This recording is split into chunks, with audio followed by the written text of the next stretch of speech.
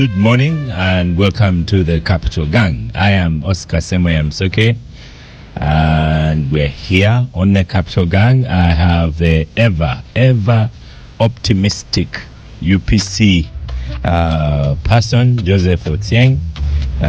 Joseph, you're most welcome to Gang. Because of optimism, today you're giving me Otieno. For the record, it's Otieno, but I'm not only Otieno. It's Otieno. Patricia is chipping in with Otieno. It has to come with the Jap accent, not Otieno. Otieno. Yes, Otieno. Absolutely. And in the background is your fantastic producer and top. Yeah. No, thank you very much. But also, my optimism is not only about UPC. My optimism is absolutely 100% also inclusive of the Republic of Uganda. Yeah. Of the Republic of Uganda. Too, yes. Yes. And of course, my optimism continues when I see someone like Ofono Pondo coming in and Mr. Blah, blah, blah, blah seated next to me. All I say is that this country is possible. Right. Thank you for having me. And you do know that our first topic for discussion is going to be NRM that has been in power forever. The most traumatic and traumatizing topic of the day. But I have to be here. I have to behave like a Jab. Others of Onupondo will not know I am a Jab. But no, it's 39 years, a long time, and terribly long time. But yes, here we are. You're most welcome to Gang, Onupondo. Thank you. Executive Director, Uganda Media Center. Thank you, Mr. Welcome back. Thank you. Yes. Good morning to our listeners. The Chile morning. Yeah. Chile apparently throughout the Right. In the course of the week, I was in Kisoro, Kanungu. Yesterday, I was in Eastern Uganda, and we are receiving early rains. I hope the farmers will be able to adjust, because we expected in March. Now it is here. We must prepare the garden. Climate change. Trump. Okay. Do you think it's going to sustain? It's going to be on for a while, or? For us who do agriculture, particularly crop agriculture, we have ranges of crops. Yeah. Like sorghum, that one you can easily adjust. Yeah. Katesh is in the house. You're looking very trendy. Honorable Dixon Katesh. I was telling him as we walked in that he's raiding my minister's territory. He wants to grab chairman NRM youth. NRM for Western Uganda from Chris Bariomunsi. Right. So you're most welcome to Gang. I like the trendy hats, trendy shirts.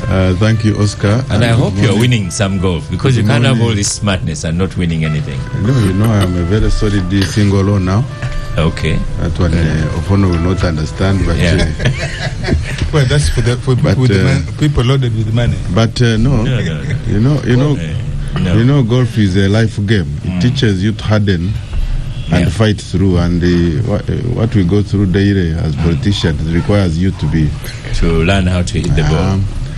Yeah, but I'm happy to be here, and greetings to my colleagues here. Thank you. Lydia is in the house. You're most welcome, Honorable Lydia Wanyoto, in a new yellow shirt. Is that the one for this season? For tomorrow? Good morning, Oscar, and to the gangsters who are in the house. Also, good morning to our listeners and viewers. I'm in a bright yellow shirt with an NRM logo, because from here I'm going to Mubende.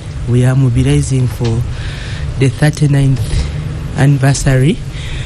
I had Mr. Otieno introducing us, saying 39 years of trauma. Yes. Unless trauma has received a new definition or meaning, well, you'll have the gang and go home and be happy. But you take what you want. I think Uganda is like a big elephant. Some touch the tail and say, oh, it's such a small country. Others the track, others the foot. You choose what you want to do. But with a country that has peace in the center of so many troubled neighbors. Yeah. Are you sure? I think I'm happy to wear my yellow today. and make that humble contribution. Thank you. Okay, and we have a guest. You're most welcome to the Capital Gang, Honorable Mbide.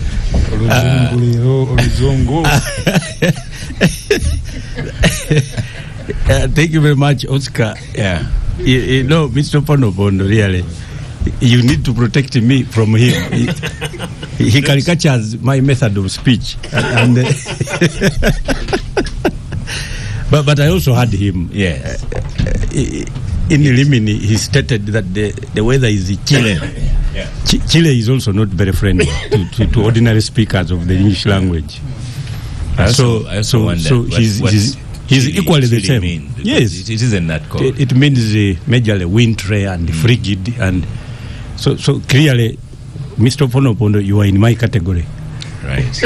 Of the grandiloquence.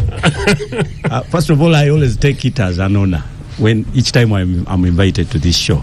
So this is one of the best shows I have always admired since my Makerere days. Give it another good English word. Well, Extremely splendiferous and splendiferous. Yes. So whenever I'm invited, I take it as a qualification added to me. Yes. I'm also, of course, prepared for tomorrow's liberation. I have identified that for us now, I've convened an ethnic subgroup in Uganda tomorrow that now require new liberation. They have identified that they are non-citizens after living in a country for all and sundry. The Banyarwanda, majorly those that when you calculate the period of 1926, they actually don't fall within the description of indigenous ethnic communities. And it's a very serious matter. So tomorrow they are going to sign a memorandum for a proposed bill that shall take to the president for amendment of Article 10 to remove a threshold that was an importation. It was an importation. It had never existed in the laws of Uganda. Person is invented it, and it declared the person is born in Uganda, non-citizen by birth. So I think that is something we need to clear. It is a discussion that we shall have another day, but now let's begin with what's on the table, NRM. I'm yet to decide, Honorable Mukasambid, are you NRM or? No, I'm the vice president of the Democratic Party. Is it Democratic Party in NRM or? Not at all. But of course, the Democratic Party signed an agreement. Right. To cooperate with the National Resistance Movement on several accounts. That included, among others, the respect for fundamental rights, of course, establishment of a trajectory for a transition, among others. The agreement also stipulated that we were to hold a meeting for purposes of the commencement of talks to handle the same. We are getting to 2 years. It was also intended that since amendments were part of the discussion, then we ought to be given a tool that will lead the amendments, and that tool was provided. So our president was taken, given the docket that definitely presents bills to Parliament on constitutional amendments. Since then, nothing has taken place. The president instead has now been assigned the role of a minister, a cabinet minister, majorly to I am not sure, but when you invite him, he will tell us, Honorable Wanyato here is telling me that he's happy. So for me, we looked at it differently. But it appears the head of state equally looked at it differently. So while we were imagining, we were establishing a transition process, for him, he was looking at a strategy to uproot the engine from the Democratic Party. So we are now demanding for our engine. That is breaking news now. So he uprooted it, packed it somewhere, it is not working, and our vehicle is now without an engine. So I think that is where we have commenced a very serious. So, and for the record, Ofonopondo is happy. Of course, he was one of those that were the instruments of the chicken and the buncho, taking away our engine under different guys and parking it for different purposes. Yes. Okay, we come back to Ofonopondo, government spokesman. 39 years of NRM seems like forever. Should we be happy? Should we be satisfied that we've had NRM I look at some of the young people in the studio here. They are not 40 years old, so they don't know any other. About 73% of Uganda's population are below 40. The UBOS census report, 73% of Uganda's population is below 40. That implies those 73%, maybe 72% were born under NRM. And when you look at the population growth from 16 million then in 86 to 45.9, call it 46 million, thanks to the NRM, because that growth is not just having many children being born, but also living a relatively and increasingly qualitative life. If you look at the results of PLE released 2 days ago, we are now having 800,000 children sitting primary living examination.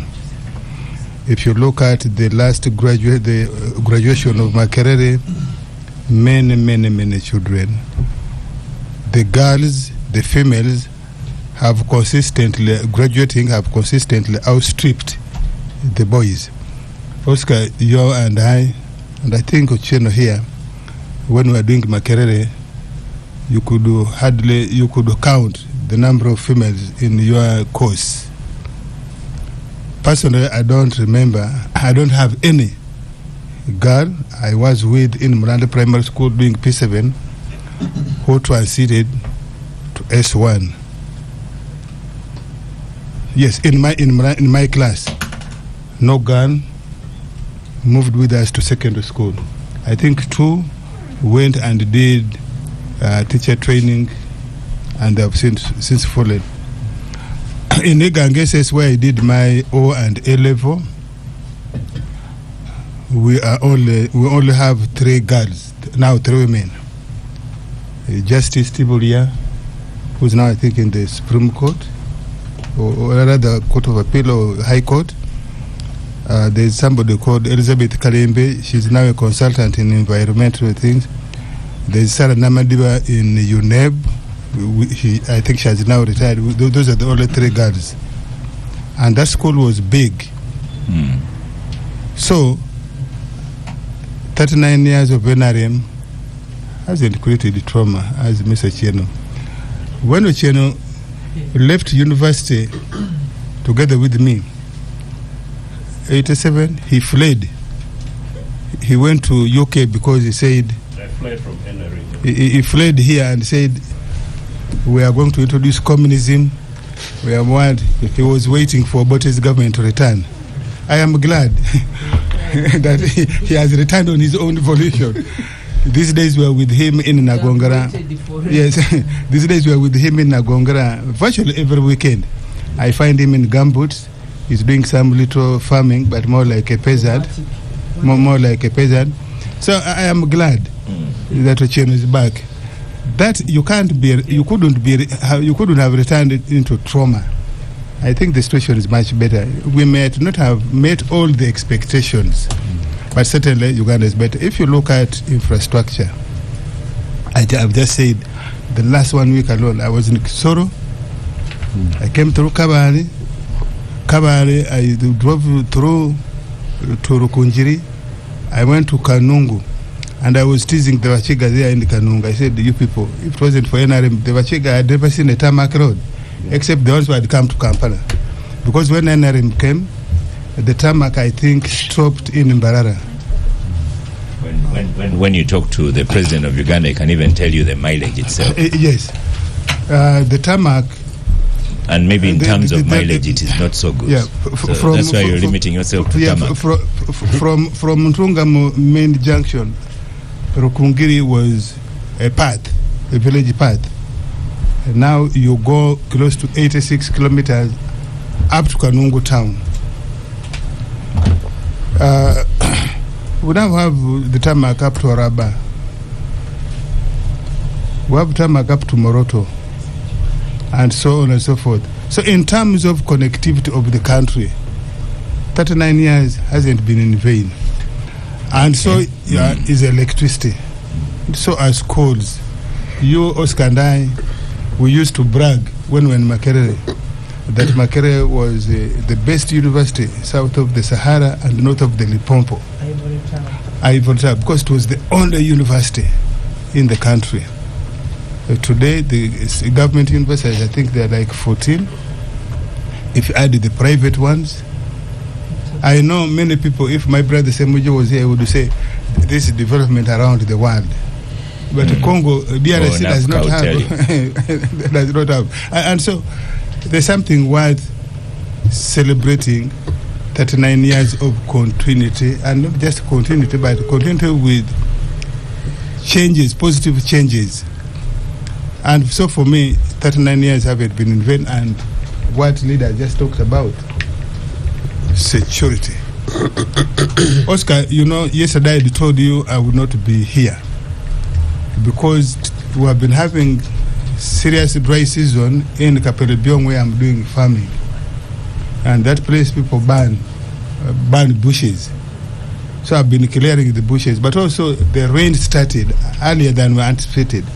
So I had dashed to Kapelebiong for this weekend to prepare for the rain season. And then I received the call to come back for an urgent meeting today with the plot one. I drove from Kapelebiong. I came to Rotororo and I arrived here about 1 a.m. I couldn't have done that if it wasn't. And I'm sure many of you do that. So for me, that tranquility, that serenity, that security, and nobody stops you. You drive from here up to Arua without finding maybe traffic waving you down if you are the suspect you have committed a traffic offense. So, and you find thank you trucks of merchandise.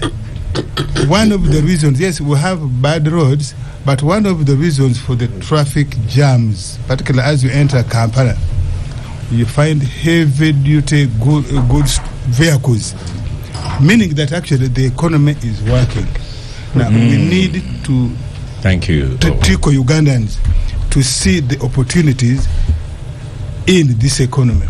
Okay. Because while some people say the economy is bad, there are people making good money in this bad economy. So it means actually the people are crying that the economy is bad. They are not seeing the opportunities. And so 39 years. Let's go to another NRM person, Katesh. 39 years of NRM. 39 years of NRM is worth celebration because we just need to look at the statistics and the parameters.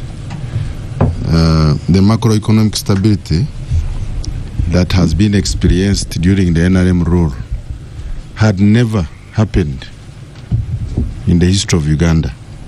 If you look at the real economic growth, since 1986, we have been averaging at 6.1%.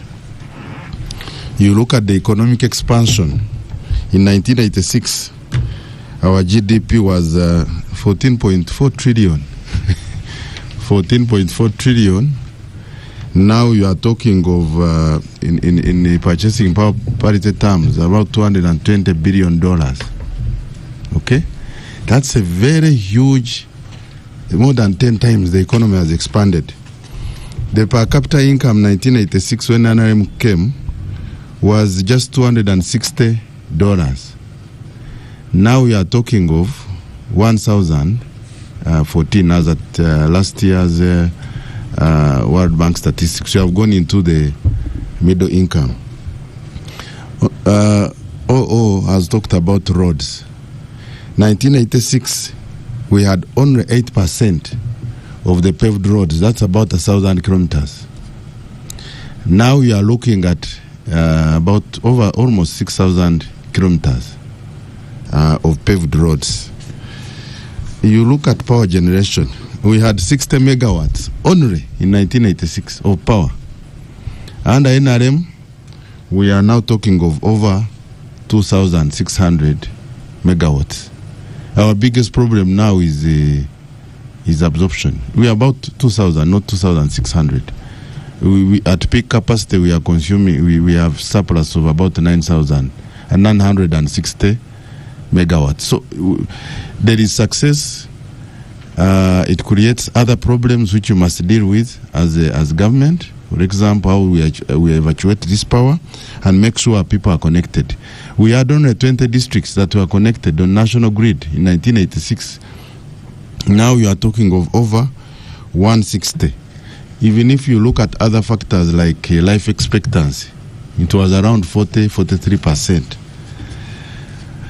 In terms of factories, 1986, the count of factories in the whole country was only 80 factories. Now you are talking of over 6,000 factories. Foreign direct investment, virtually no one was bringing money here in the country. We are now talking of about, I think as at last year's statistics, about $3 billion. Even when you look at exports, we were exporting about less than $1 billion. Now we are talking of $7 billion exports. So if you look at the indicators of whether it is macroeconomics, whether it is social indicators, there has been significant change in this country for Ugandans. That is without mention that the questions that we have, could we have grown better? Maybe should we be celebrating 6.1% or we should be celebrating 8%? Okay. There's a Norman Magembe on X says, could you please stop celebrating the basics?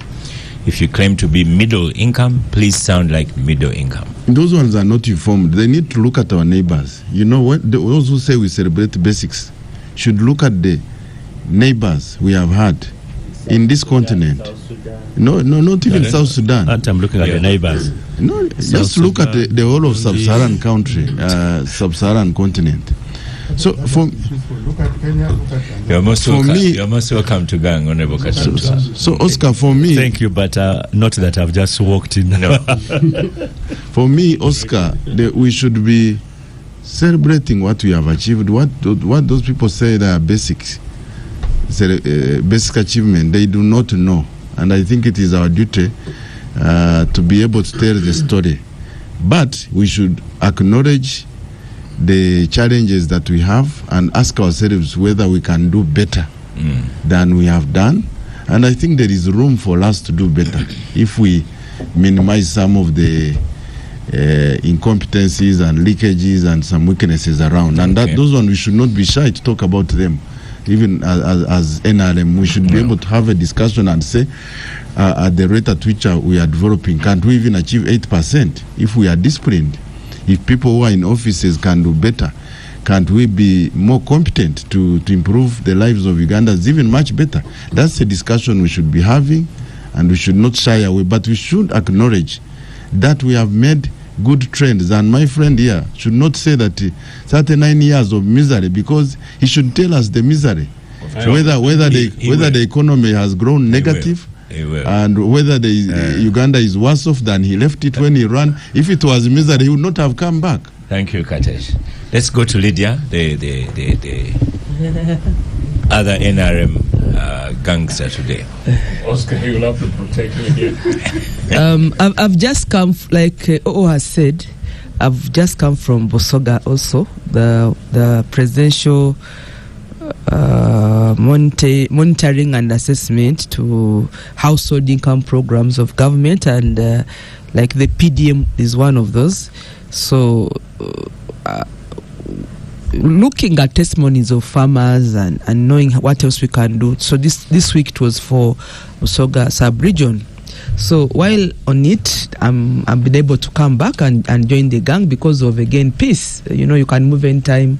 You can go to the communities and engage people, and then we see which gaps there and how we can do better to contribute to the socio-economic transformation of our country. We've come a long story. Many of us 39 years ago, we were not able to. We were young, really. I was not active. I was just joining secondary school, so I can say that most of my life that I can account for, it was been under NRM. But this is the government that I know, so I cannot assume, perceive some nice thing that these channels talk about, which I've never seen. I am an NRM child. When NRM came to power as a very young girl, just joining secondary school. So I joined what I've found in life, and I managed to contribute in my own space, because God does not promise us tomorrow. You can be waiting for better things and you don't live there. Yesterday we were burying the mother of Honorable Gume. But also, you know that your namesake passed away, David Ofono, a very good cadre from Tororo.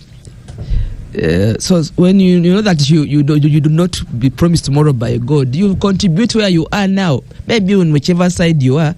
But I think for me, I want to contribute to the government that is in power now and make my contribution while I'm still alive.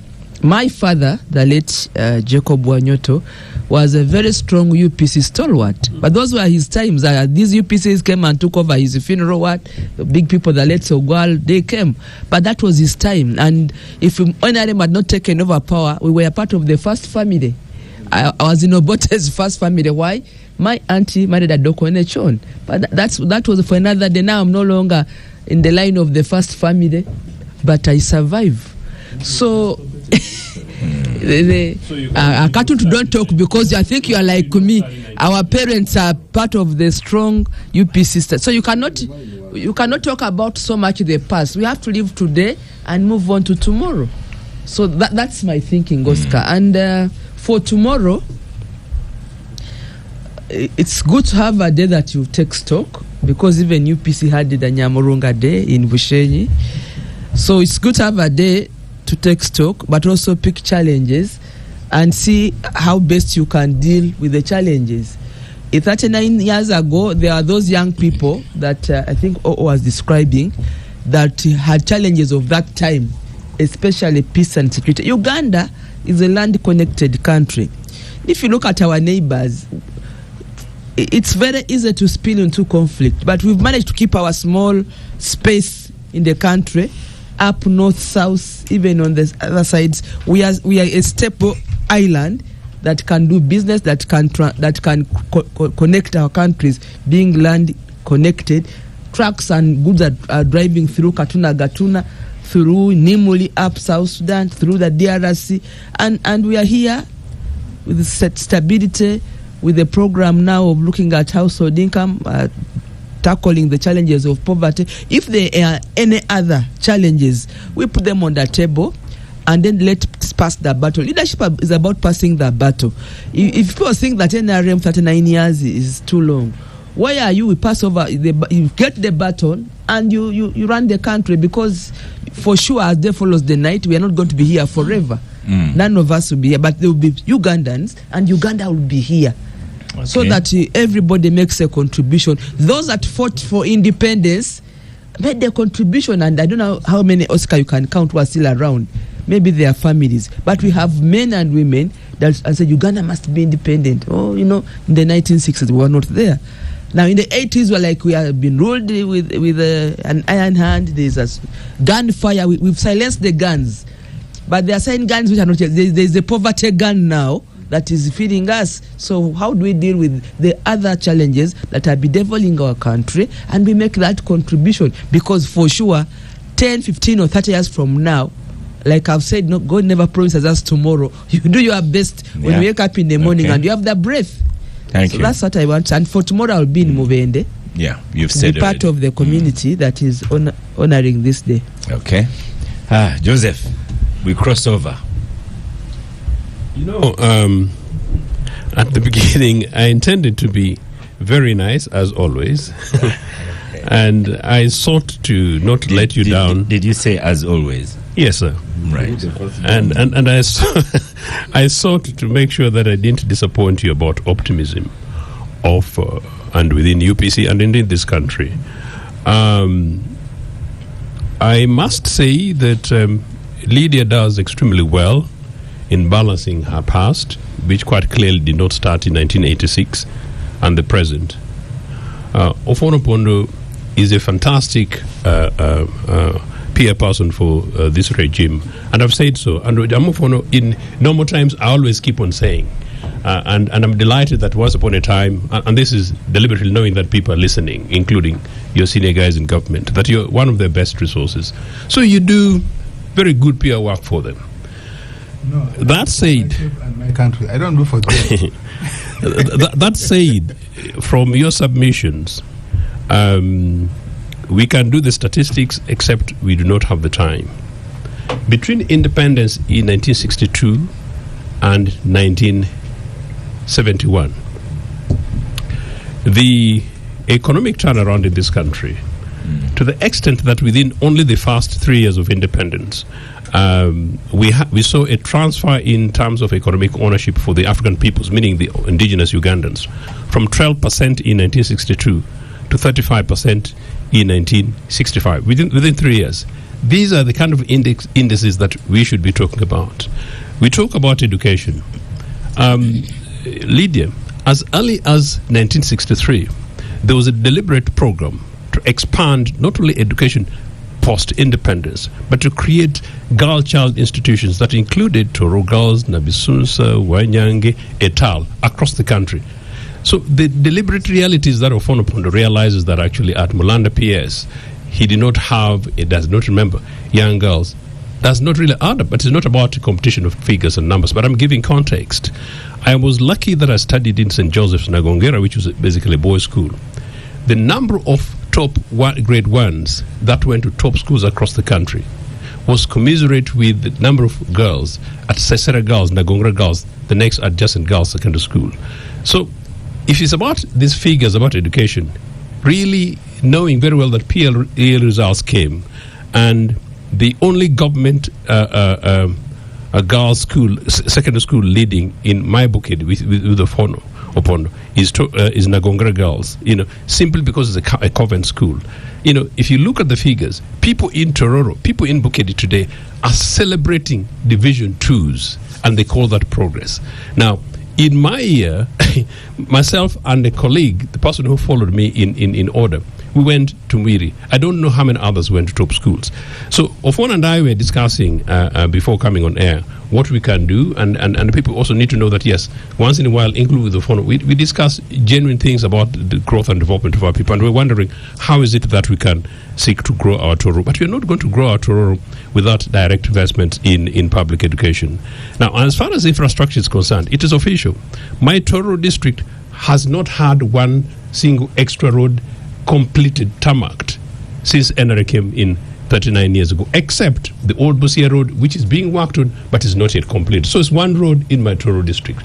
It is also not inaccurate to suggest that the tarmac between here and Kegezi did not exist. No, I traveled up to Kabale. The only road that was waiting to be completed was Kabale-Katuna Road, and it was already on program.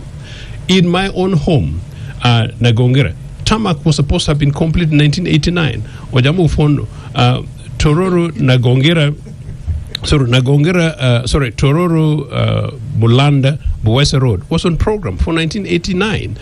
So we can go on and on and on about this. So that is purely as far as education is concerned, and education is the number one equalizer. The only reason why I'm on this panel is not because of 39 years of NRM. It was because UPC deliberately worked at a program to enable possibilities for children across this country.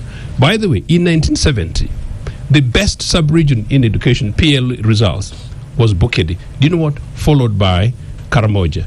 Education as an equalizer. Really? Oh, yes. And check your figures on that. Followed by Karamoja, and I think the next one was, Teso, actually, and I think Kigezi and Busoga. The worst performers was then East Mengo plus others. That is within 8 years. And again, some information for phone.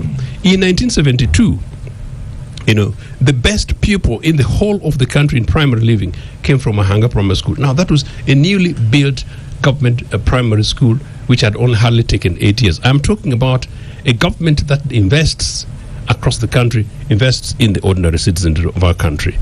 extraordinarily, Ofono is celebrating the trucks that he found on the road. No, in 39 years, NRM found train networks which are dead. NRM found public bus networks which are dead. UPC within 8 years, in fact 6 years, took train services from Soroti to Lira to Gulu to Pakwash, including Pakwash Bridge. Do you know the National Grid only entered West Nile officially within the last 12 months? We can go on and on and on and on this. Do you know 39 years of NRA, we should contextualize it. In 1987, that was 18 months after these guys came to power. That is when I was sent into exile. I didn't go into exile. I was sent in exile from Makere. So that is 18 months, so you can assume that is about 1983. So if you've been in power for 2 years and you're still chasing away little boys and girls from Makere University simply because they don't agree with you, that is not peace and security. And then between 1986, stability only returned to northern Uganda after nearly 20 years. And Lydia and Katesh, you guys should begin to appreciate some of us who fought and at the same time persuaded pushing Museveni and his external backers to bring stability, including ending the war in northern Uganda, meaning peacefully. So it's not 39 years of peace. As far as insecurity is concerned, good enough, Lydia, I was an adult enough because I hit 18 by the time these guys came. There was never insecurity in Bali before NRA came. There was never insecurity in Soroti before NRA came. There was never insecurity in Masaka before NRA came. There was never insecurity in Barra before NRA came. Insecurity, particularly during Obote 1 and Obote 2 government, particularly Obote 2 government, was simply because these NRA bandits were in the bushes of Luweero and they're throwing bombs here in Kampala. That was the time when we got insecurity. So in context, including in our own Pathola of Ofonopondo, our parliamentary candidate, just for the record, Odo Chwale was killed. A number of people in Tororo relate that with the government. But Odo Chwale was a member of UFM and was killed in armed combat. That does not apply anywhere else. And it's a very sad thing. How about the town clerk of Sudo? Was also in combat? Those ones, I don't know the details about the Sudos, but I'm just giving contextual examples. But for anybody, actually, after 39 years, to think that Kizza Besigye is in jail, to think that somebody is threatening to hang Robert Chegulin, after 39 years, and we're talking about democracy and rule of law, I don't know what we can. So, no, you guys need to have a sense of humility to say that, look, you've tried, you fought, we checked you guys, and by the way, my return from exile was when we fought competitively for return to multipartyism. And as soon as the Constitutional Court nullified Article 269 of the Constitution, it meant that I had to return to my country with absolute authority of President Obote coming to say, let's rebuild this country, let's go through the democratic process rather than the process of the gun. And that's basically the context. And Ofono, you need to be thanking me because you know one thing, in the unlikely event that we went to the bush, particularly in the mid-90s, had UPC gone to the bush across the country, including the relatives of Leader Wanyuta, these NRA guys would not be in power. We simply thought that, no, this country had suffered enough. And we needed to make sure that, we give it time and go through a democratic process. As I usually say, it's the most optimistic, Joseph. I'm not sure you'd have one as UPC going into the bush in the 90s. But first of all, they were in the government and they were chased. No, we were collapsed. No, we so how can you say you would have actually for the record, you can imagine that we're in government for 4.5 years, and for the 4.5 years Obote took government, while these guys were actually brutalizing Uganda, we opened up secondary schools, we opened up primary schools, we opened up universities, including preparations from Barra School, University of Science and Technology. Thank you. The economy was working. The economy was working. The government was working. This economy is working for Mr. Museveni and a few handfuls of his people. Jose, thank you. Let me go to our guest here, Honorable Midday, 39 years of. And Joseph speaks so well of his faction of UPC, and I don't know whether you will say that his. I don't have a faction. There's only one UPC, but some people in UPC are busy dining. But good luck to them. Whether his engine was also stalled. When I walked in, my young brother Mbid was talking about the engine taken away. So then I said, okay, now let me hear the shock absorbers. was maybe the UPC engine was also taken away.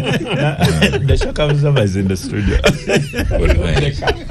So The whole chassis of UPC is also went. Yeah. Bambi.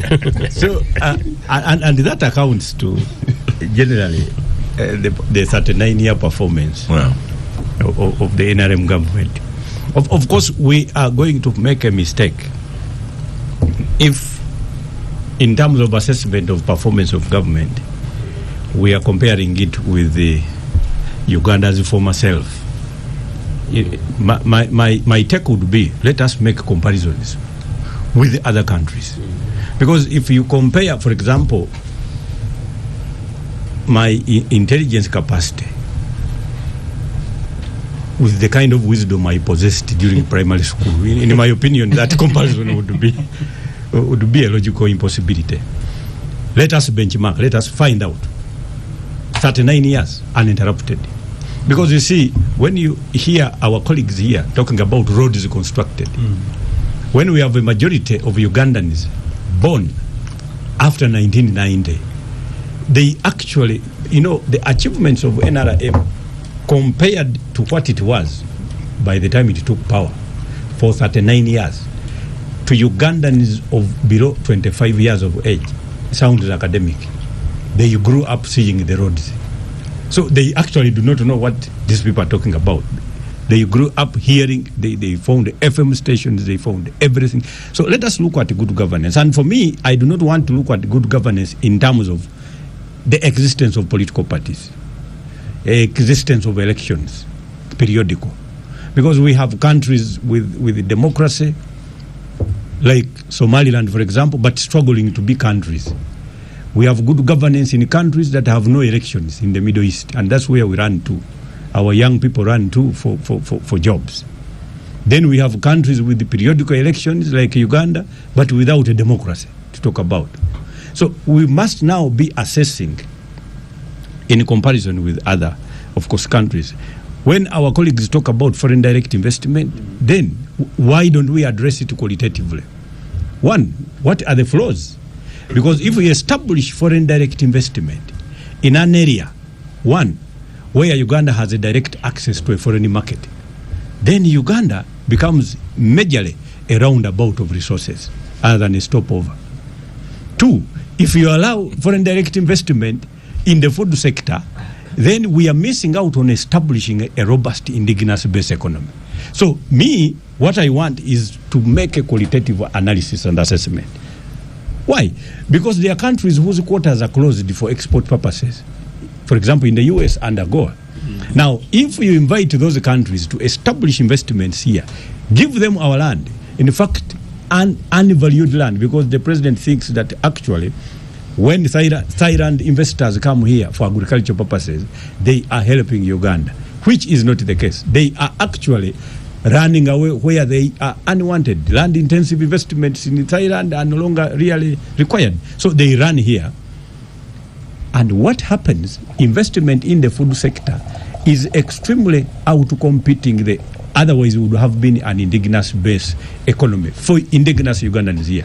When you look at what used to happen, what happened in South Africa, the problem between Massmart and Walmart, when Walmart wanted to take over Massmart, people rioted. They said, no, we cannot allow a foreign direct investor to invest in the food market in South Africa. This is ours. So without that qualitative analysis, then we can't know where government is going right. Two, what is, for example, the cartel that we have established for a foreign direct investor who, in effect, his investment is going to be calculated in terms of the job market, for example. How many jobs have been produced? But the same investor, who is Chinese, comes to Uganda. He is the managing director. His relative, who is also Chinese, is the general manager. Now the cashier is actually a daughter, who is also Chinese. What the Ugandans can be able to do is to be the one who's carrying the bells of what has been produced to the lorry. But even the person counting the bells is Chinese. So jobs created, but jobs taken by the same investors. Now, how are you going to assess? And clearly, this is why the labor external market is flourishing beyond repair. Because the only available job opening now for young people, for Gen Zs, is actually the Middle East. And you have to invest to go there. You have to. Well, now, you need a minimum of what? now, 4 million? if you assess Uganda in terms of that, then there is a problem. Pardon? So what are we looking at? Establish. What are the tenets of good governance? What are the institutions? The institutions by nomenclature are established. But you see, when you stay longer in power, you run a risk of establishing very strong mechanisms for long stay. And clearly now what the government has done, with the institutions in place, it has choreographed a system of puppetry that now they are all led by their puppets, where the president is actually the puppet master now, operating them as muppets. Now, this is what we are looking at. So you find that all institutions are actually the question, and the president is the answer. All institutions, by the way, there are things we used to say that these are arms of government, but now they are his arms. All of them are his arms now, and without question. So there is a problem. When you look at, because now people, one person asked me, by the way, we are about to get into elections. Elections are in 2026. I said, no, 2026 is voting in January. Elections are this year. But people are not aware because they really have lost touch. They don't know even the effectual, whether elections are effectual anymore. Why? The person counting the votes is appointed by a candidate. And I can tell you, even when that person was, recently there was a rumor in the newspapers that actually the Electoral Commission has been changed. New persons had been appointed. I can tell you without mentioning any name that I was contacted as somebody who is believed to be a deputy president of a minister who is probably in charge. Is it true that these rumors are correct? by very serious people. They were, in fact, the kind of fear they were living in is whether or not they have lost their jobs. Now, tell me, at the confirmation that was just a rumor, that celebration, I am telling you that they underwent, clearly gives the credence to the kind of announcements that they will make. I am telling you. The puppet and the muppet. So you are saying the parliament, the muppet.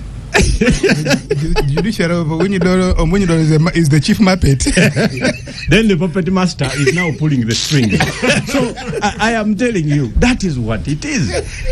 If you want to assess that on account of good governance, then obviously the 39-year rule, they have managed to stay on, but not to work for long. And the achievements clearly can talk for themselves.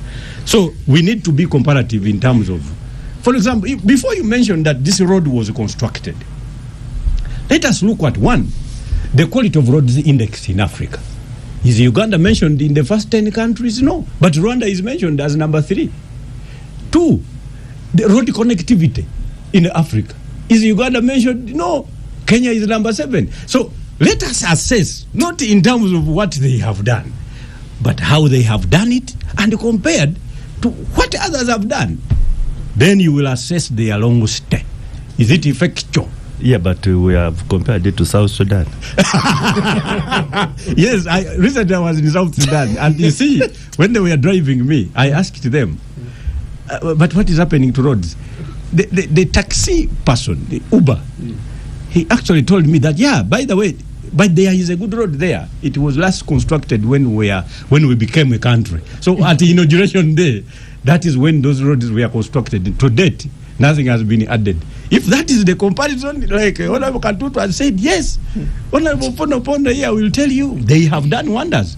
Because how else would they beat South Sudan if they haven't? So let me put a pause on you, Honorable Mbiti. And we go to Honorable Katuntu. 39 years of NRM. It's very difficult to come to a microphone after the Democratic Party shock absorber.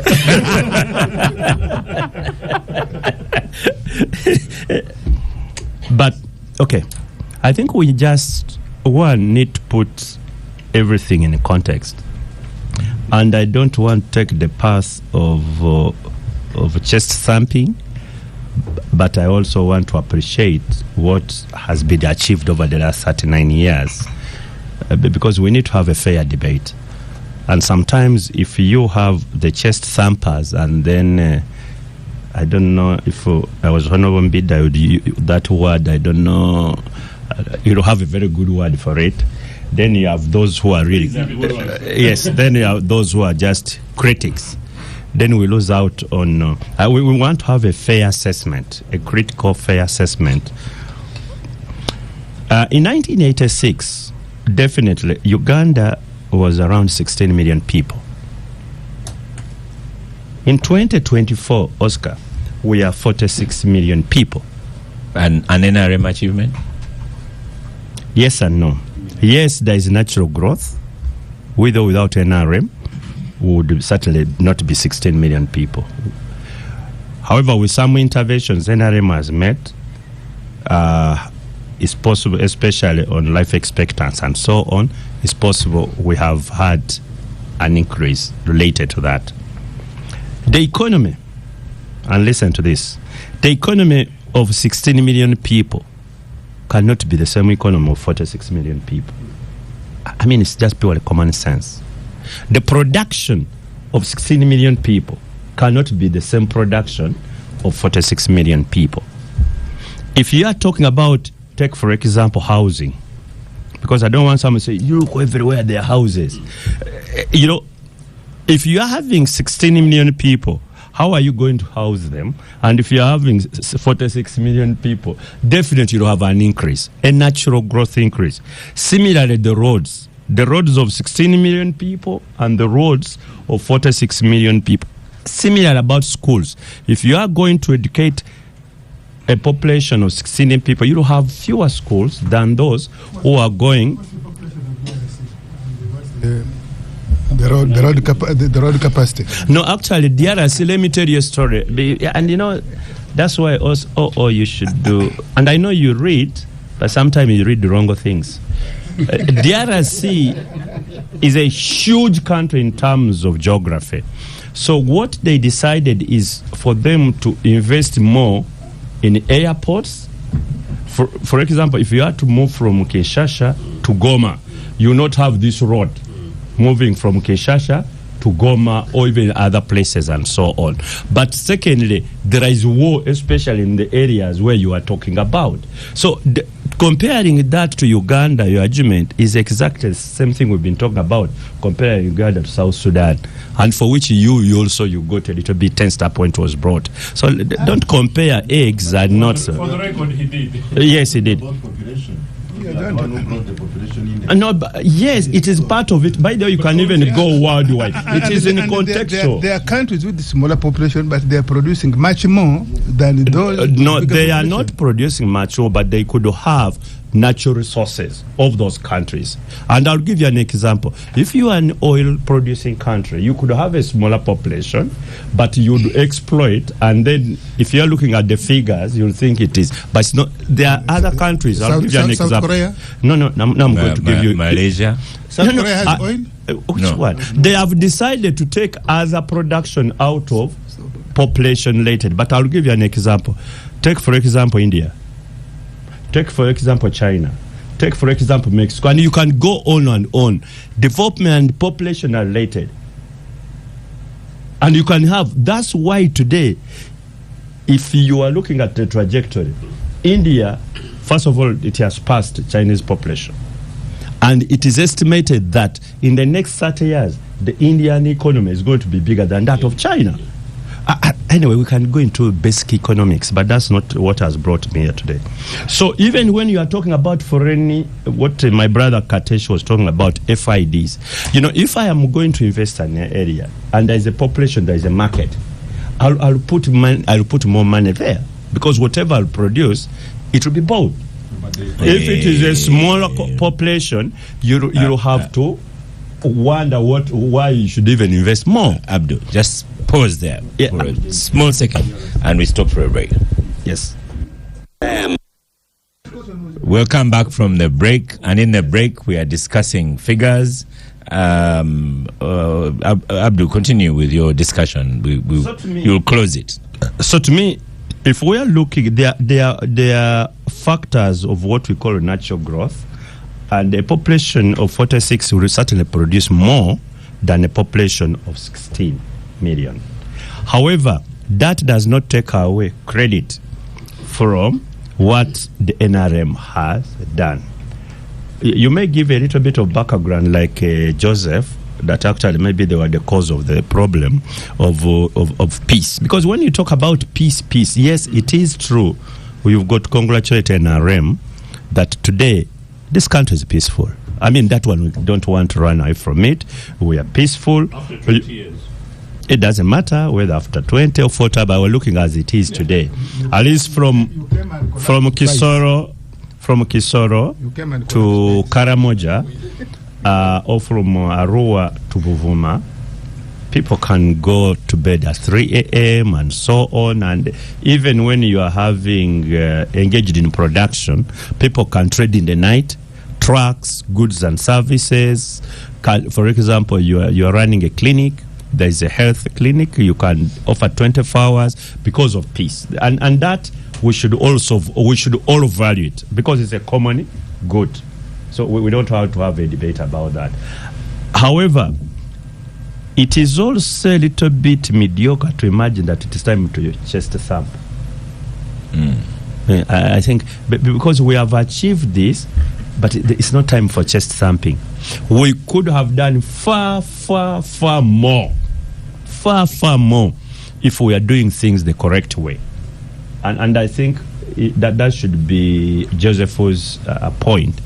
For example, Oscar. Well, it is Mukasambide's point. Actually, Mukasambide's point. For example, with the sort of the size of our economy, couldn't we have created even jobs which are twice what we have today? Who built the size of that economy?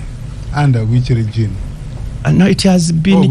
Let me tell you, the entire of this economy has not built by the NRM. That's wrong. I didn't say only. NRM has been part and parcel of this country to build this economy. I mean, I thought that's common sense. You are going to check, but it's me who is on the microphone. Yeah. Leave Joseph out of this. Are you saying NRM hasn't been disturbed? Because for you, Osheno is making an excuse that they couldn't do well because NRM was disturbing them in Luweero. Okay. Hasn't NRM been disturbed? Excellent. Okay. This point of NRM striking Luweero and Kampala. Joseph, let me answer that. Let us look at the areas and the times NRM was disturbed. And you tell me whether there was any production during that area. The time the we don't need to go there. But you've continued with your line. You're saying that we could do better. Far better. In terms of job creation, in terms of economic development. Because you see, what we are looking at, and Katesh knows this better than me, we look more at economic growth and forget economic development. And we need to make a distinction. Because you see, if we are looking at economic growth, yes, economic growth means basically, I said last time, it's about the increase of goods and services, production. But you need to go beyond that and look at economic development. And let us look at the indicators of big economic development. And anybody on this table who is honest to this country will realize that in terms of economic development, we may not be doing all that very well. That's why OO says that there is a section of people who are really making big money. I agree with you, OO. There is a section of people in this country. It's the one talking. But I'm not. Yes, I could be one of them. And I have no regrets doing well. There is no. But you know, any economy. You're right. You are not average. No, of course I am not. That's the point. I am not. And I have never pretended to be average. Conclude, Abdul, on this topic. So, but in any economy, even today in Somalia, there is a section making money. Even in South Sudan today, there is a section of population making big money. So it's not about one section. which makes money. Yes, you'll always have that. But what we should be concerned with is the average Ugandan. Is he comfortable, or there is something amiss? And if we can do things better, we can turn that economic growth to benefit the majority of our people to economic development. And that's what I thought NRMs would be grappling with, other than just something about economic growth. And that's why they brought PDM. This season, we will have an opportunity to discuss PDM. But I'm coming back to you, Honorable Mukasambide, on our next topic, which is graduation. I'm not so sure what the graduation numbers were from Makerere University, but they must have been many, because there was a graduation ceremony nearly every day last week. So all those have been released onto the job market. And where do they go? I've had an opportunity. I was in the airport twice in a week. The first time in the afternoon, and I saw like about 3 buses. The trauma of exits. I don't know about trauma of exit, but the excitement of exit. All these 3 busloads of people seeking work elsewhere. Do Makerere graduates also go? Do they get absorbed in our market here in Uganda? In Uganda, of course. You know, there is a response procedure by all universities and schools for what was established by colonial masters as the style of education. I must also say, I think go on. Tertiary institution financing in Uganda between 1988 to date, I think government preferred to privatize the education system, particularly university education system, and that has increased the number of persons leaving tertiary institutions as qualified persons. What I do not think, and this is very nice when you relate it even to, of course, poverty eradication and alleviation procedures. You see, when you look at poverty attacks the population in a multiplicity of models. There is a gender-based model that traditionally women were not likely to earn. They were domestic personalities. So clearly there is a poverty model that is gender-based. There is a poverty model that is academic-based. When you spend 14 years in something called school without earning, there is a poverty model related to that. So when one looks at poverty alleviation models and does not look at a model of university leavers, then you know there is something left out to be handled. So the job market, for somebody who has studied psychology, for example, well, some political parties now are led by those that require some psychological attention. So clearly, of course, there is a job to do. But I can tell you that the job market is not contemplating the kind of persons that actually leave universities. It is very unlikely. Most of our school leavers are majorly theoretical. They are threateningly academic. And the method of education, from primary 1 to primary 7, all a child needs to think about is that there is school tomorrow. Now, from primary 7, a child is preoccupied with whether or not they will join Ntale school, Mwiri, or they will flourish in some of the village schools that we also attended. Now, from senior 6, then the preoccupation of a student is whether they will join Makerere, Nkumba, Aduku. Then at university, the preoccupation is whether you will pursue 311, 322, or 300. Now, there is no substantive, objective reason that makes it a logical necessity for somebody to go to school up to university level. And clearly now that one has to be streamlined.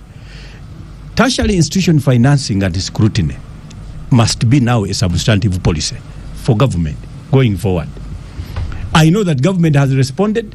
I know that curricula has actually been amended, but you find somebody who has graduated in ICT but does not know how to, for example, disentangle a chip.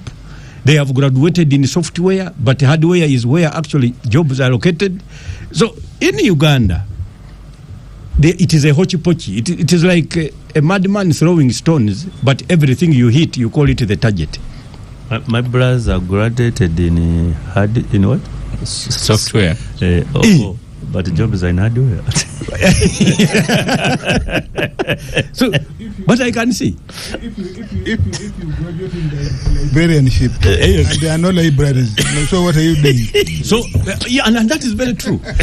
Students are graduating in librarianship, but they find nobody is interested in even establishing a library or going to one. They are all on TikTok. Now, somebody graduates. My first degree was Bachelor of Mass Communication, and I thought I was going to be a very good journalist until I found that actually DJs were better journalists. Then I quickly had to go back for law. Now You're a lawyer. at least now the competition is not high because clearly you become a lawyer, but performance is at the whims of your own dexterity and stoicism. So their competition is not available that much.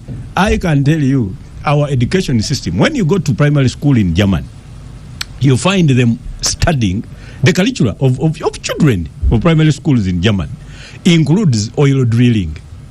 Now, they don't have oil. Now, in Uganda, we are studying the history of Germany. So, meaning that by the time our children grow up, they will need experts from Germany to drill their oil, while Germans don't need experts to teach their own history. So that is what is explaining the job market. So are we training for jobs or are we training for qualifications? Now you have graduates, everybody thinking that actually the best job is in parliament. You find them councillors, but the idiots are winning. There was one time, and I don't want to talk about some brother because he is now the late. There was one time I saw a young man. He had met the late Honorable Segirinya, and he took a photograph and updated his status. I have met my Honorable MP, Honorable Segirinya, and we have shared words of wisdom. I said, now, if he has shared words of wisdom with Honorable Segirinya, now I started wondering about his own wisdom. Because so that is what is happening now. Let me go to Katesh. Katesh, can we share words of wisdom? Nobody wondering. From Bushedi. In some ways, Yes. Katesh, you are responsible for this migration of Ugandans when you are the tax body. Because, many Ugandans are unable to work even after graduation, so they've all migrated, and they are now not contributing to any form of tax. You know, Oscar, any country that progresses will always face problems arising out of its own successes. This is what we should know, and it's across the whole world. And I just wanted to tell my brothers here, when they say you could have done much, yes, and perhaps no. In 1986, the whole country was collecting revenue of 5 billion shillings. 5 billion. Now perhaps that's pocket change for O's office. Put it in dollars. Don't imagine 5 billion. No, I'm talking about it. I'm talking about it because if you look at our budget, even as recent as 2006, the entire correction is now almost one budget for one ministry. That's how we are talking of 31 trillion. So that journey, you must manage your expectations. Much as we have. What I'm saying, for us to get a realistic figure, yes, put that money in dollars. You can convert. You have a calculator. Because you see, the so 5 for me, billion of 1986 is not the 5 billion of today. No, it's not. Is it equivalent to that 1 trillion we are collecting? It is definitely not. not. So, Mr.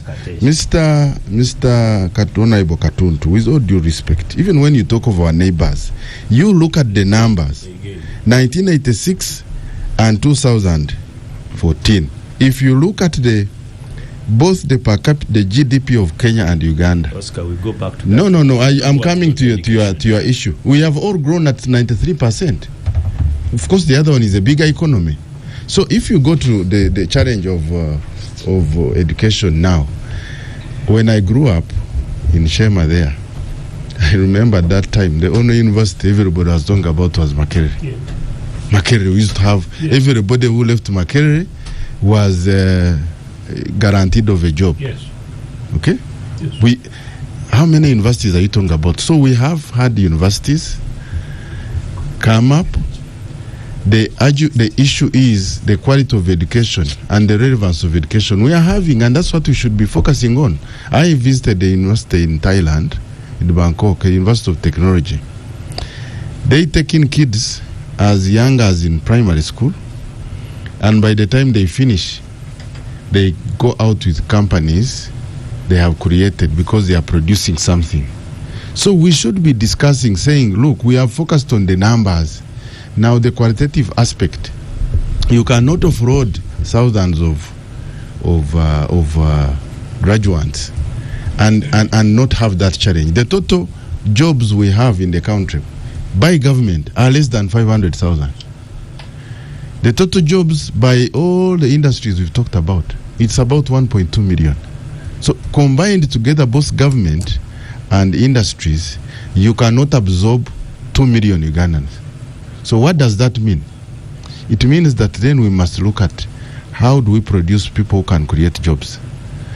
And also look at employment. Ugandans define employment as, going to work for someone. You can actually, we must be able to change our mindset to know that employment means you also self-employment. And that's why I pity people who undermine programs like PDM. Small as they look, okay?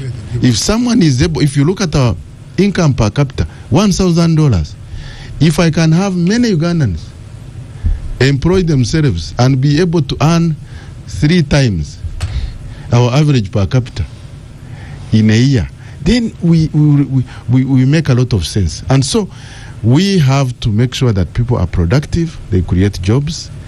Even if you have, then they will be able to consume, and our revenue base will be able to grow and become bigger. So it's a journey we should all be aware of. But how do we now move forward? We have to make sure that our curriculum changes. The kind of graduates we are producing, it is a very, very big problem. And we are disappointed. We've discussed in Parliament now. We are changing a curriculum. We've been discussing it.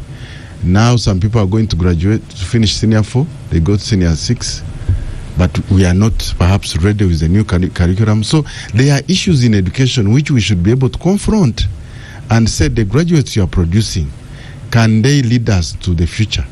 These TikToks that we are talking about, the other day I was talking to a scholar who said, we have people who have been graduating in IT, in systems, and I challenged them and I said, look at the government of Uganda.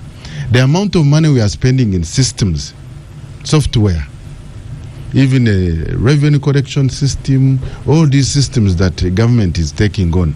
How many of those systems are developed by Ugandans? How many social media platforms, even an Uber?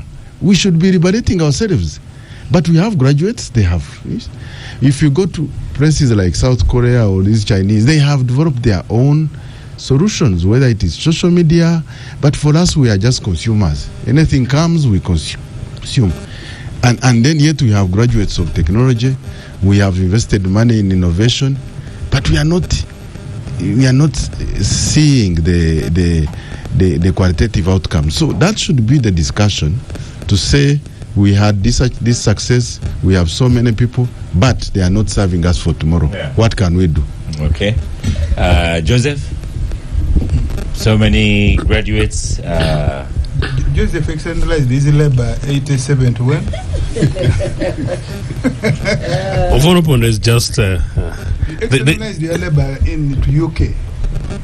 Interestingly, I was very sad that after fantastic education under both UPC and even under Idi Amin's, when I excelled in my primary education, I had to go and serve excellently public services in Europe. And I still talk about it very commonly, considering the very apparent skills shortage in the streets of Kampala and Tororo, and skills shortage. I'm talking about the kind of thing that's Katesh is talking about. Quite clearly, in my university days, we used to call it training needs. So it is true that I found myself outside, but it was obviously voluntary. So, Ofono, don't go there. Or if you tell him don't go there, that's where he'll go.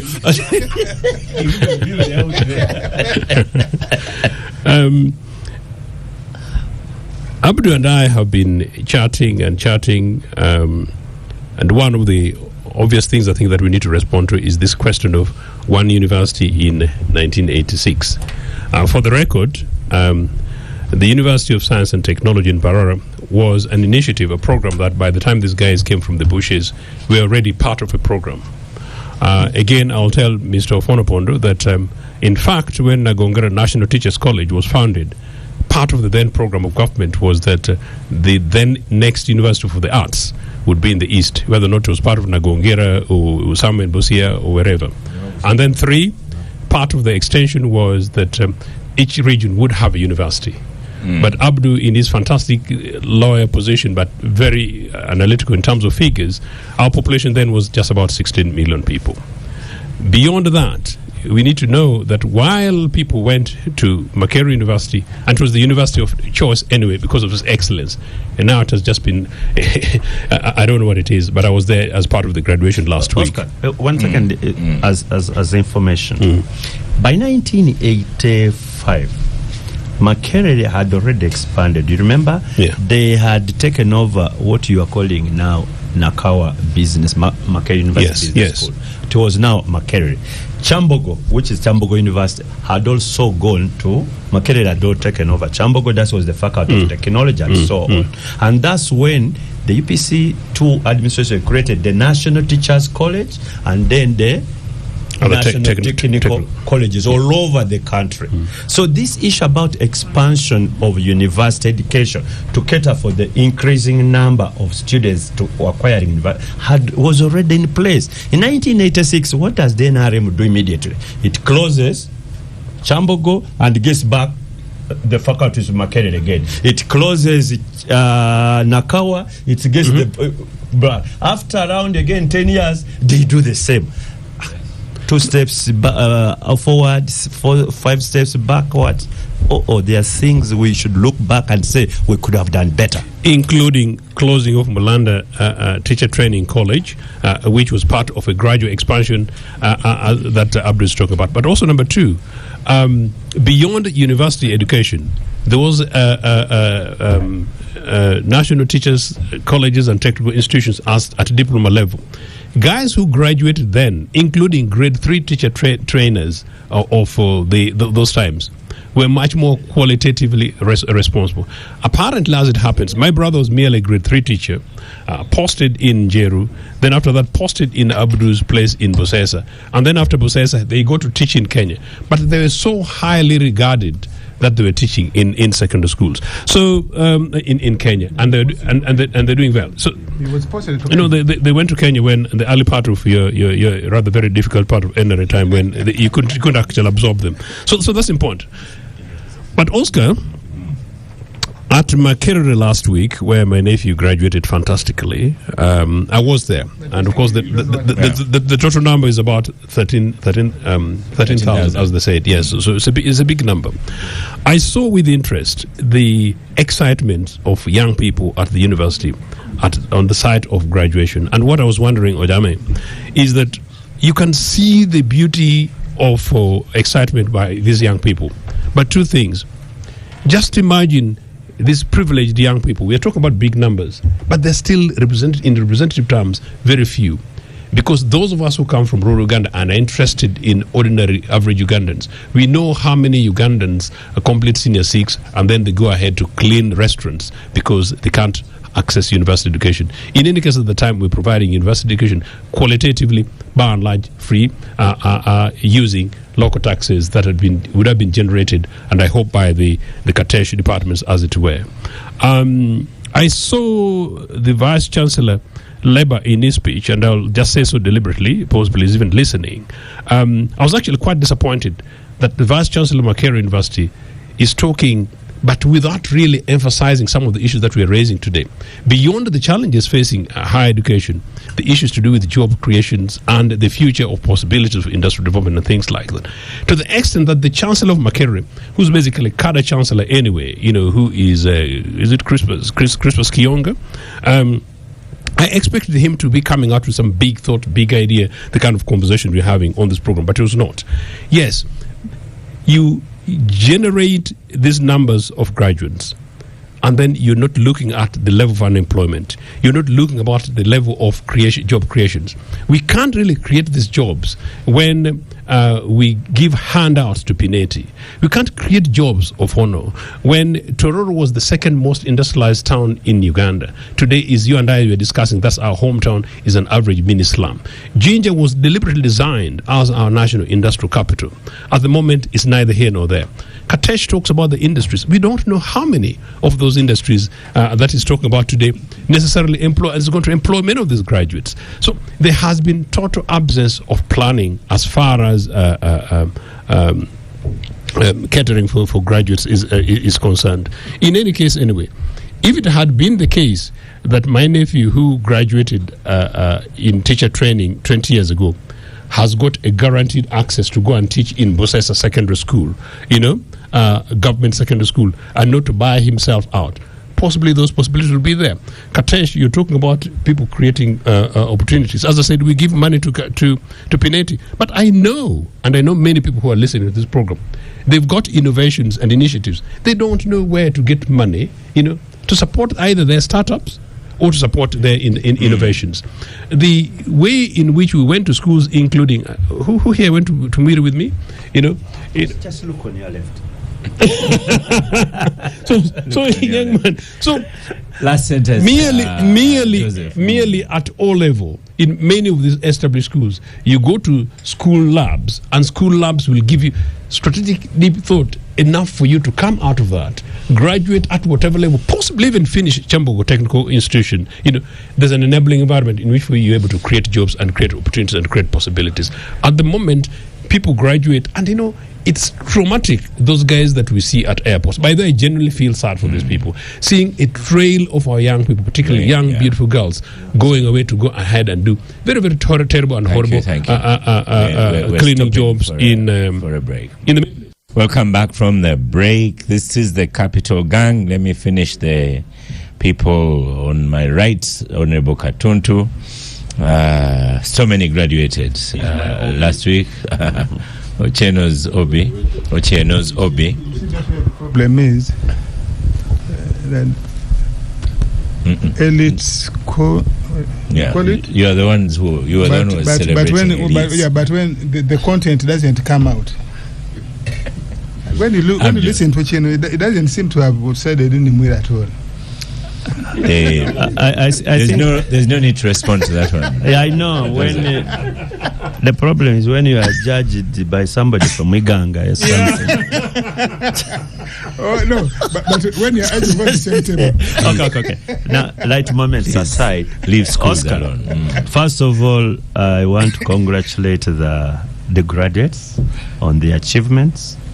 I know it's not very easy to achieve that milestone, and especially the parents who sacrifice a lot, because 80% of those graduates have been on private sponsorship. So meaning parents have probably more than 80%. Probably more than 80%. Parents have been able to save money here, sometimes even sell what they have. We have paid fees and their children to have a better future. But my view has always been, and I've urged this out in Parliament several times, I've not succeeded to the extent I want. Let us look at the tigers. Economies are not necessarily built on degrees. No. If you look at how those countries took off, you need more of an artisan industry professionals. because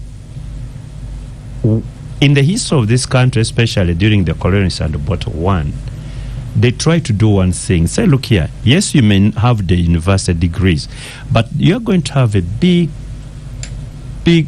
part of your population, younger people. What you need to teach them survival skills. That's why we established technical colleges all over the country, real colleges. OO is here.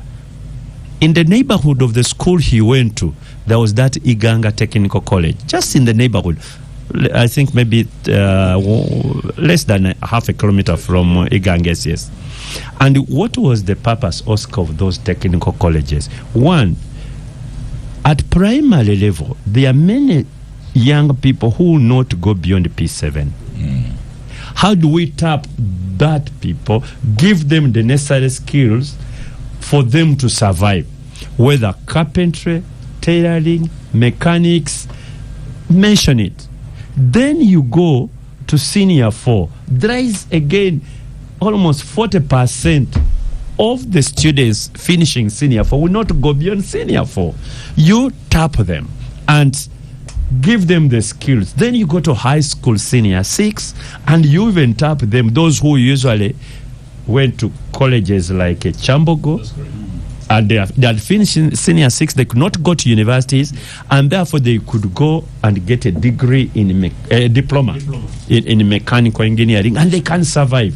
And some of them today, they would be looking at things like repairing these phones.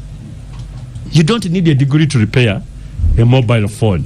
Each and every village today, there could be a need for a repairer of a phone.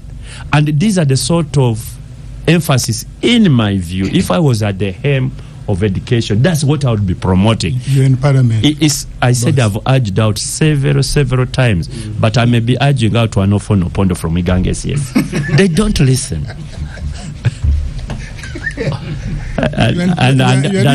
doing 25 years in Parliament. Yes, please. And you see, put this in Parliament. That's why, for those who believe in religion, they teach every day, on Sunday, since the world goes, and on Fridays. But people continue committing crimes and obscenities and atheism like So to me, what we need, Oscar, is a pyramid.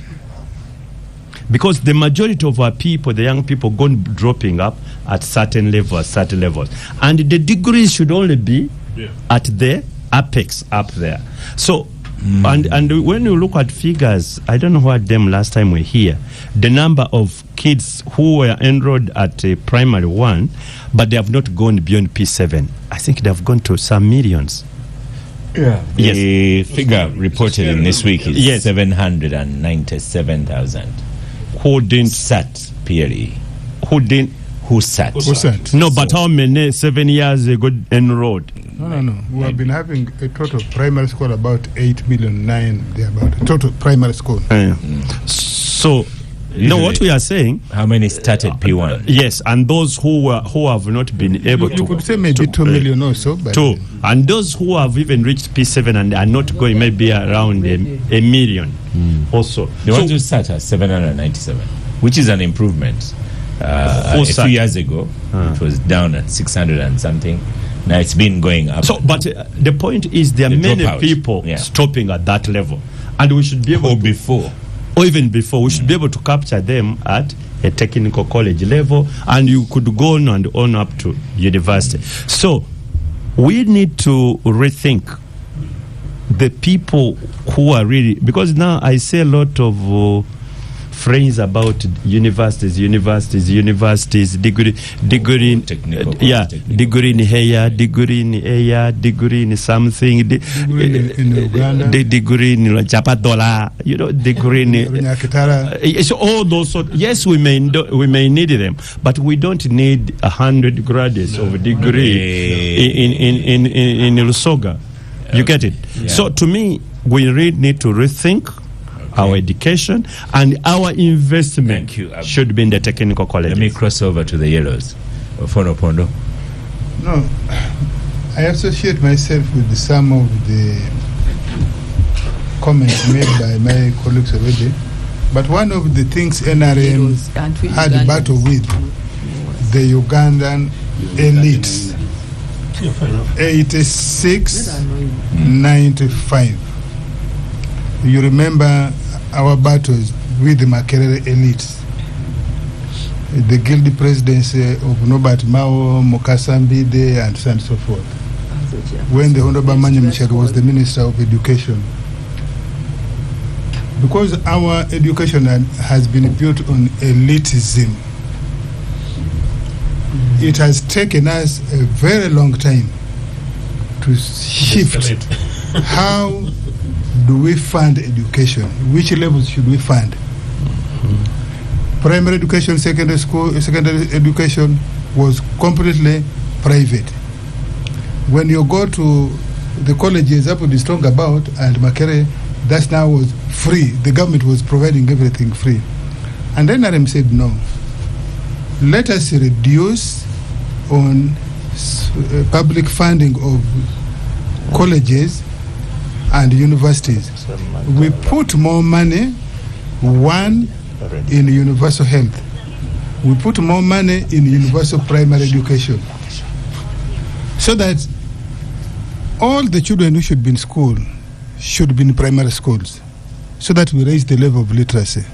It has taken us these 39 years to move a step. I think if we could make that decisive step, Abudu, particularly the executive and parliament, who allocate and appropriate resources, we would do a better job.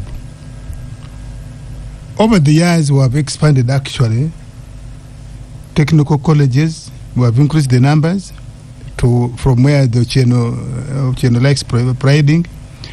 Technical institutes, if you go around, I think virtually every district has a technical institute by government.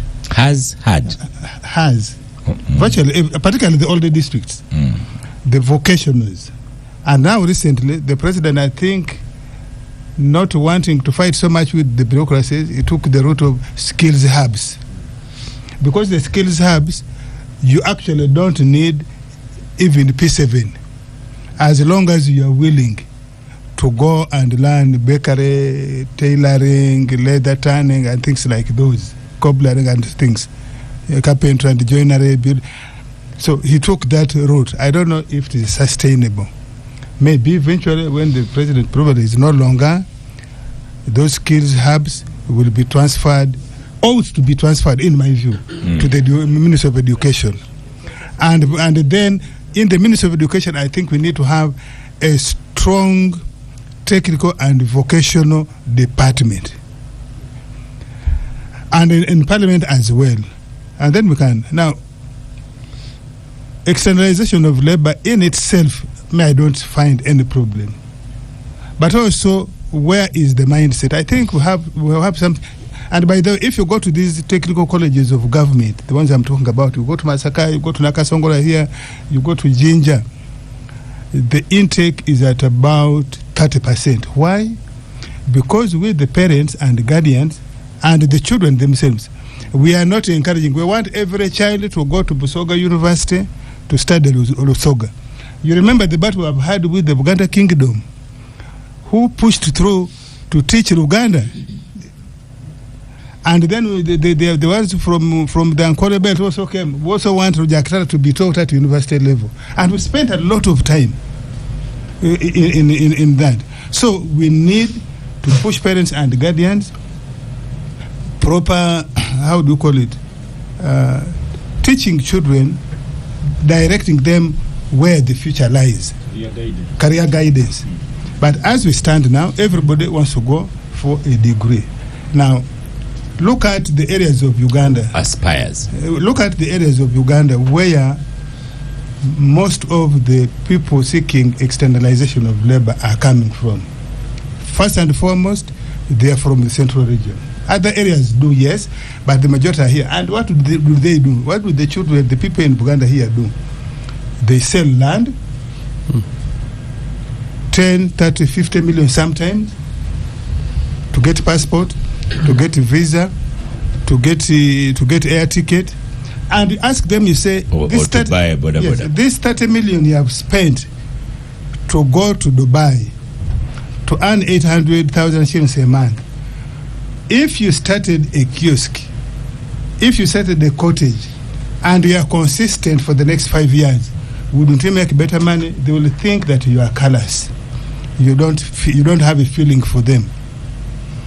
2, some of them are going for skills jobs, but the overwhelming majority don't go for skills jobs. They go for dishwashing, like our university graduates in 1988 who are running away from the communism of NRM.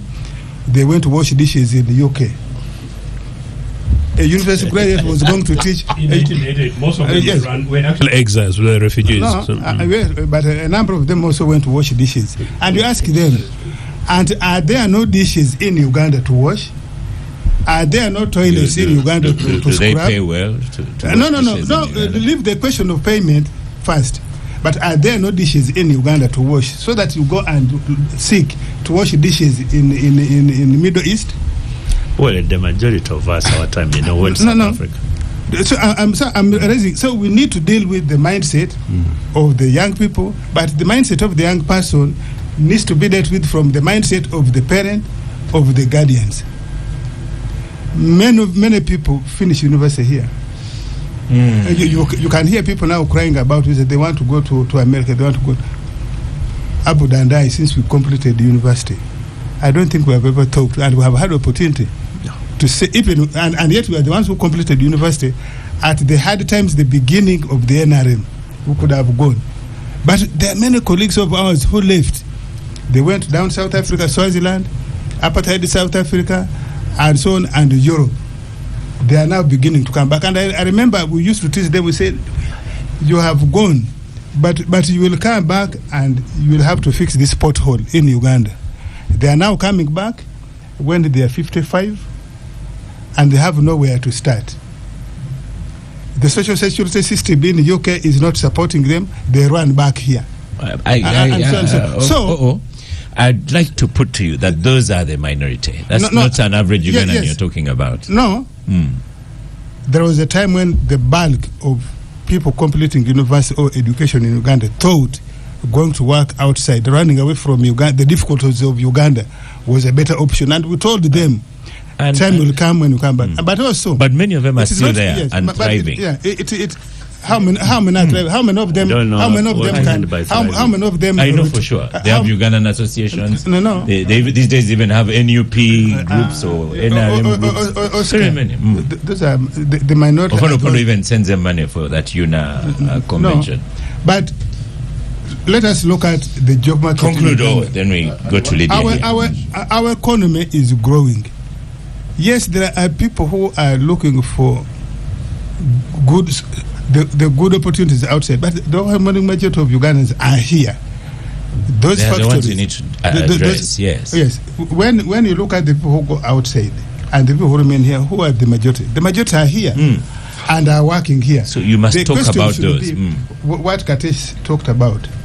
The thousands of factories, the thousands of cottage industries.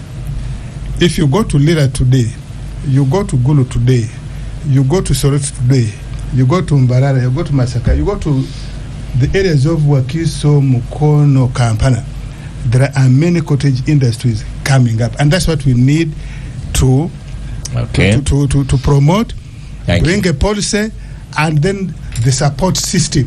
Thank you. For the cottage industries to expand. That will absorb graduation many of the people getting. So, and they don't need to be people who are graduating from Makerere. Give way. It needs to be people graduating at whatever. Give way. And I will change your mind. Graduation happened last week. I would like to congratulate our graduates, but there are also many other institutes. You know, these days sometimes it's difficult to tell which graduation ceremony is for a degree or for a nursery, because they all wear these gowns with the hoods, and they are all, and you cannot imagine the excitement of parents, even at nursery. So this, and my question goes back to standards. I've been discussing issues of standards because this is the work of government as a policy matter.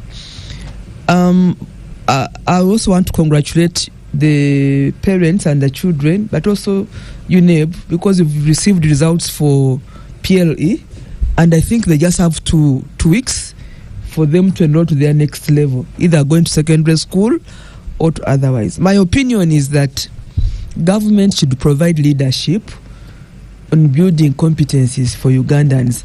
Parents should play a supportive role or option, but let every child know, find their names on some notice board somewhere. Then a parent can choose that my child will not go to this place, but let government take the lead.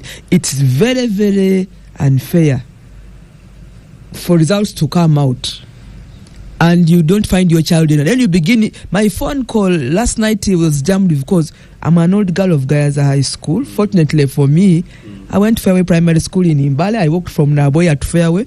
After P7, I was one of the best. My admission came through post office. Now today they call you an old girl of Gayaza. Fix my daughter got 5. But parents are so stressed. Why? Because they're not sure that the child with 2nd grade or 3rd grade will find their name somewhere on the notice board. Government must get these children somewhere, so that you say my child didn't go to this technical school or for this secondary school as an option of the parent. Not leave parents run up and down, get stressed. That's where the problem starts. We must be able to account to every child in Uganda as government. Let the parents now choose not to follow what government has chosen for you, but that option must, than just leaving them out there. The second point, which Honorable Makasa Mbide talked about, which I want to draw parallels again to university graduates, because I'm part of also the East African Community and Regional Bloc. We look at best practices and experiences. Goes back to standards. In our neighboring countries, they care about merit. In the days of OO, I don't know whom they looked after, but we went to school with people who excelled in academics. In my time, the best child in the Uganda in my time was David Nechon. He's a doctor now. He defeated us in P7. In S4, he was in the Budo. Senior 6, he went to medical school. He's a doctor now in Akan Hospital in Nairobi. I'm just giving an example. But there's our neighboring universities. The moment you excel in academics, they pick you from. We have now 54 universities, chartered universities. The government tracks. There is a committee that tracks those IQ brilliant children, and they build them to be the A class of the country, because our IQs are not there. Let's give it to them. But now we don't know. Like, let me. MPC qualifications are being disputed. Let me come to that. Then I'm talking about standards, so that people can have those Ugandans of their cohorts. Is it cohort? Even in the training of forces, or you're a trainer in some of the forces, these cohorts, you always have a bright child, a bright student. They get better ranks, high ranks, so that you also become competitive. And even in terms of character, those who are leaders, myself and Mbide, I don't know who else, we were student leaders in our time in Makerere. And after that, our type of groups. No, at different times, but the type of, I was a student leader in Makerere, and I think also Mbide, I don't know who else here was, but in our time, in our neighboring countries, I will not mention, like now Tanzania, if I want to mention, they would not leave us to hustle. They would say Lydia was the chairperson of Institute Hall or a good president. They take you up, they collect all of you from the 54 universities with your executive. Because now you've shown leadership of your generation, you got trained in leadership institutions like Chankwanzi, or from there you are attached to embassies of your countries abroad to get that exposure. It's not happening here. After you have been a student leader at university, you begin hustling, is it in media houses? You now go back options of law school. You begin hustling to go to parliament. You've not been built as a leader. Yet you have people you have led at university. We are not the same people. The people I led at my time at Makerere, they are now maybe PSCs or commissioners, but they see me as their leader, at the time when we were at university. So in other countries, without to mention, let me give an example of Tanzania. If you've been a guild student and executive in Dar es Salaam University, and so many like now Morogoro and others, they will take you to train in their schools, or they take you to the army. Then from there you are attached as part of the exposure to the embassies abroad. Yeah, we teach, but to embassies abroad. That's why I know about this, because I'm invited to teach at universities outside Uganda, in the EAC and at defense universities, but not in Uganda. Uganda, who knows you? We've not built the culture to build cadres and to build leaders of the next generation. Now, the point I'm trying to raise is that when you talk about employment opportunities, when this cadre of leaders go to embassies, they will now go for those meetings at the AU.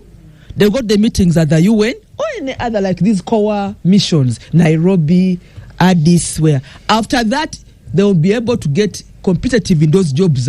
We don't even have an external program for international jobs. The jobs they're talking about are these ones of washing plates, but what about filling the quotas of the UN, of the AU, of all these regional blocks that we are so proudly talking about? You must build capacity for people to be competitive. Now, one Ugandan in the UN can look after a sub-county back at home.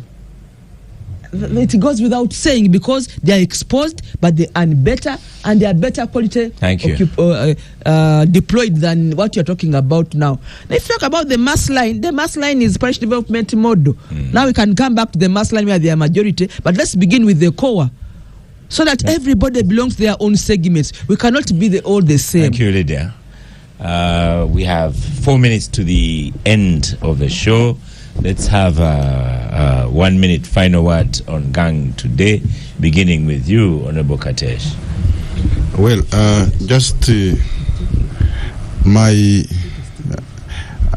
think for me, we have to have a mixed development model for this country.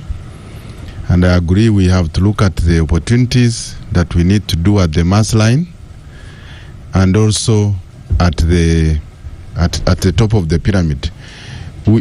Having said that, the biggest problem we must deal with is mindset. Yeah. I traveled one time by road from Chankwanzi all the way to Yantonde. And I can tell you that, just look at a crop like coffee.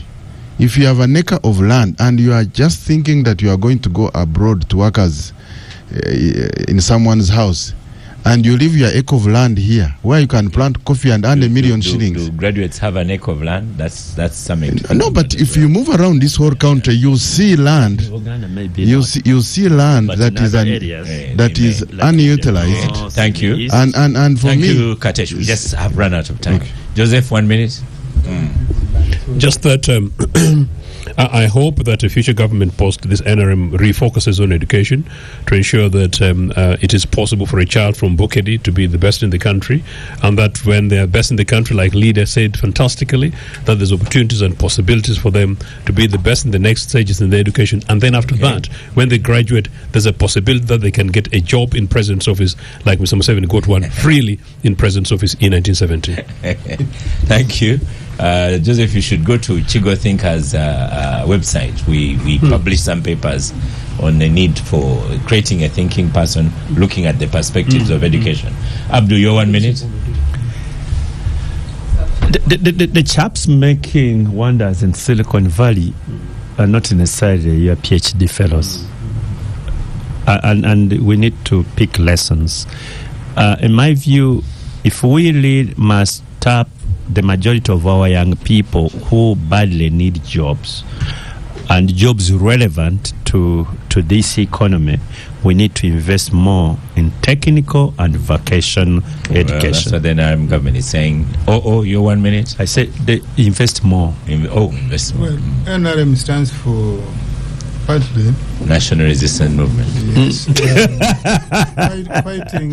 On that one, but I think, call it Lydia. Yeah, but I think patronage at all levels by nearly all of us is killing the country. Okay. We know we merit. If you ask any average member of parliament, minister, and you say there is a job, they will either look for their political supporters or their relatives. Yes. And I think meritocracy. They are the ones they know. Yes, it is something that we must deal with. Might need money.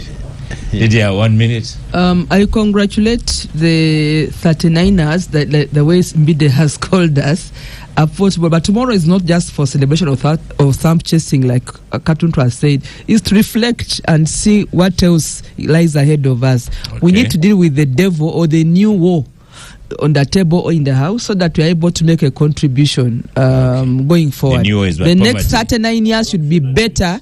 Corruption? Yes, corruption is one of them, but there are many. Honorable Midday. I agree. Guest on Gang today, final word? Yes.